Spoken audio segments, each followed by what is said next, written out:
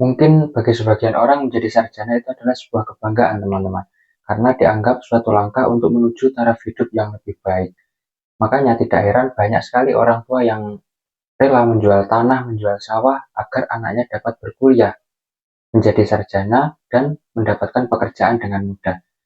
Tetapi terkadang harapan itu berbanding terbalik dengan kenyataan yang ada, karena pada faktanya banyak sekali sarjana yang saat ini masih nganggur juga, teman-teman. Tentunya hal ini dapat kita lihat dari laporan terbaru Badan Pusat Statistik yang menunjukkan bahwa angka pengangguran tingkat sarjana itu terus mengalami peningkatan sejak tahun 2022, teman-teman. Hingga puncaknya per Februari 2025 itu angka pengangguran tingkat sarjana itu mencapai angka lebih dari 1 juta orang. Dan angka ini sekaligus menjadi angka tertinggi dari 4 tahun ke belakang. Tentunya hal ini menjadi sebuah tamparan keras bagi orang-orang yang memiliki harapan tinggi terhadap ijazah, gelar, jenjang pendidikan, karena ternyata jenjang pendidikan pun juga tidak menjamin seseorang itu dapat dengan mudah untuk mendapatkan pekerjaan. Karena pada nyatanya banyak sekali lulusan sarjana yang masih tetap susah untuk mendapatkan pekerjaan. Tentunya hal ini dilatar belakangi oleh berbagai macam faktor yang ada. Tetapi yang akan kita bahas pada video kali ini itu adalah faktor-faktor yang mungkin kita masih dapat mengantisipasi faktor-faktor tersebut. Kira-kira faktor apa saja kah itu?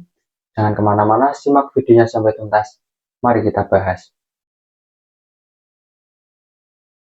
Jadi untuk faktor yang pertama itu adalah disebabkan karena jumlah lonjakan lulusan sarjana, yang dimana semakin sedikitnya lapangan pekerjaan, sehingga lapangan pekerjaan yang ada itu tidak dapat menampung keseluruhan lulusan sarjana tersebut. Maka akan semakin kompetitif bagi para lulusan sarjana untuk mendapatkan suatu pekerjaan. Tentunya hal ini sejalan dengan apa yang dikatakan oleh Gubernur Jawa Barat, yaitu Deddy Mulyadi. Beliau mengatakan bahwa problem pendidikan kita itu antara kebutuhan pasar dan lulusan perguruan tinggi itu tidak sesuai, teman-teman. Jadi itulah hal yang harus dibenahi ke depannya nanti. Kira-kira seperti itu yang dikatakan oleh Deddy Mulyadi. Untuk faktor yang kedua itu adalah minimnya keterampilan atau keahlian. Karena pada saat ini banyak sekali perusahaan-perusahaan yang sudah tidak melihat lagi ijazah, tidak melihat gelar atau status pendidikan. Mereka lebih mengedepankan yang namanya keahlian yang mumpuni. Meskipun ia adalah lulusan sarjana, tetapi apabila keahliannya tersebut masih kalah dengan anak-anak SMA, maka perusahaan tersebut akan mengambil seseorang yang memiliki keahlian yang lebih mumpuni walaupun ia adalah seorang lulusan SMA. Tentunya hal ini menjadi sebuah tantangan bagi para lulusan sarjana, apakah dia itu adalah seseorang yang benar-benar kompeten di bidangnya atau hanya lulusan dari perguruan tinggi tertentu dengan gelar yang ia banggakan, tetapi dia tidak memiliki keahlian di bidang tersebut. Diperparah lagi jika lulusan sarjana ini tidak menguasai keahlian-keahlian lain di luar dari jurusannya, seperti misalnya berwirausaha atau entrepreneur dan lain sebagainya. Padahal kemampuan-kemampuan ini atau keahlian-keahlian ini itu sangat dibutuhkan di era semakin kompetitifnya lapangan pekerjaan, teman-teman.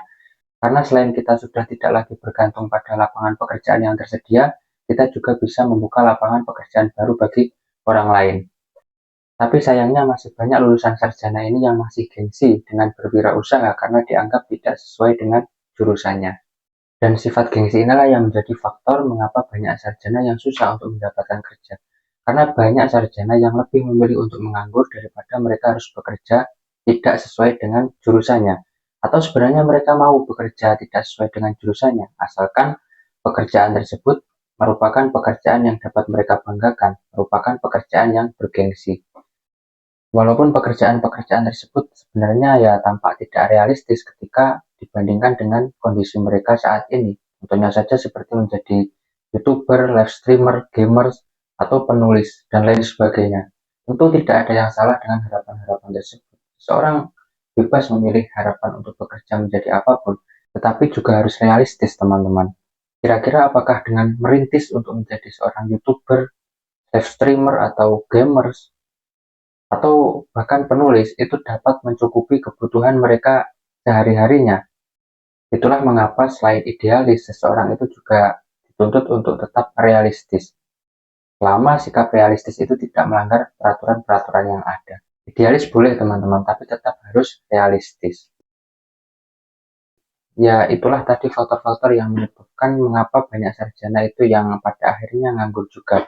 Meskipun faktor-faktor tersebut bukan keseluruhan faktor yang ada, masih banyak faktor-faktor yang lain yang menyebabkan sarjana itu susah untuk mendapatkan kerja. Tetapi setidaknya dengan mengetahui beberapa faktor tadi kita dapat bercermin, teman-teman.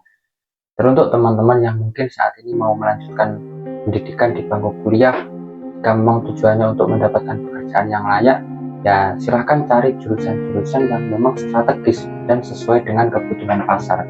Untuk teman-teman yang saat ini mungkin masih berada di bangku perkuliahan, tekuni apa yang sudah menjadi jurusan kalian. Perbanyak relasi dan jangan lupa belajar keahlian-keahlian yang lain, keahlian-keahlian yang di luar dari jurusan perkuliahan tersebut, agar nanti ketika lulus dari bangku perkuliahan semakin banyak peluang-peluang pekerjaan yang bisa kita dapatkan. Kemudian yang terakhir, untuk teman-teman yang saat ini mungkin sudah lulus sarjana tetapi masih belum dapat kerja meskipun sudah kirim lamaran kemana-mana, sebaiknya ambil pekerjaan yang sudah ada di depan mata, teman-teman, meskipun tidak sesuai dengan jurusan. Jangan terjebak dengan gengsi, karena gengsi itu juga tidak bisa untuk membeli nasi. Oke teman-teman, mungkin itu saja video saya kali ini.